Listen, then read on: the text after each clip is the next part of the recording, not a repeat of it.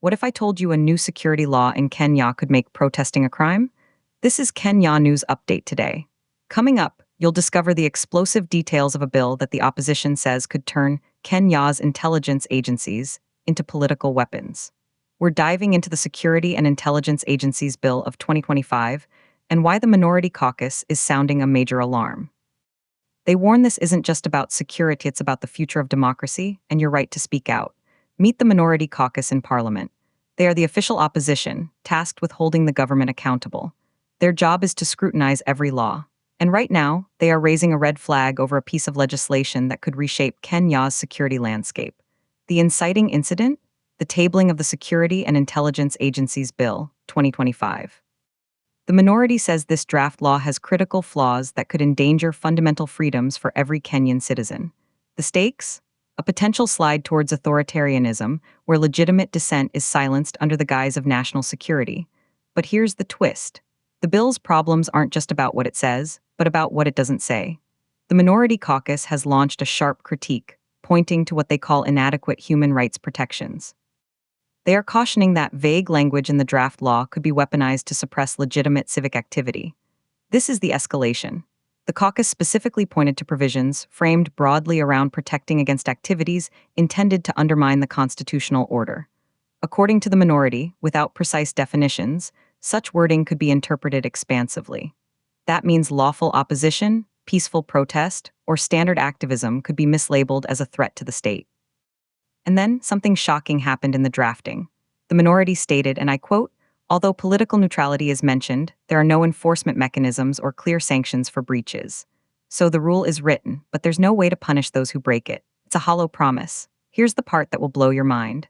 The bill also establishes regional and district security councils. These councils are chaired by regional ministers and metropolitan, municipal, and district chief executives. The minority argues that the absence of cross-party representation creates a severe risk of politicization. They cautioned, during sensitive periods, especially elections, such structures can be misused to suppress lawful political activity.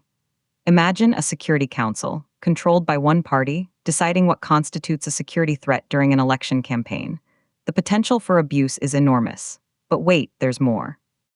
On financial accountability, the minority maintains that Parliament's approval of intelligence funding must be matched with structured reporting. They argue that while the Auditor General audits agency accounts, the bill does not require detailed budget breakdowns. It also doesn't require the publication of non-sensitive audit findings.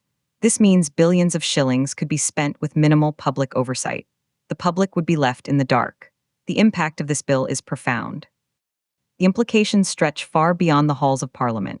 This controversy strikes at the heart of a national debate, security versus liberty. Some say Kenya needs stronger laws to combat modern threats. Others, like the minority, warn that centralizing excessive power without checks is a dangerous path. The tension is clear. Do we sacrifice transparency for security? The minority's position is firm. They stressed Ghana needs a security framework that is strong and professional, but also accountable and firmly anchored in the Constitution. They are reiterating their demand that the bill must be amended to safeguard civil liberties while strengthening national security. But the unanswered question remains, will the government listen, or will it push the bill through in its current form? This is the payoff. We started by asking if protesting could become a crime. The Minority Caucus believes this bill, as written, makes that a real possibility. They see vague language, political structures, and weak financial oversight as a recipe for suppression. Do you think Kenya's new security bill protects the people or the powerful? Drop your take in the comments below. Subscribe to Kenya News Update today for more breaking news that affects your life and your rights.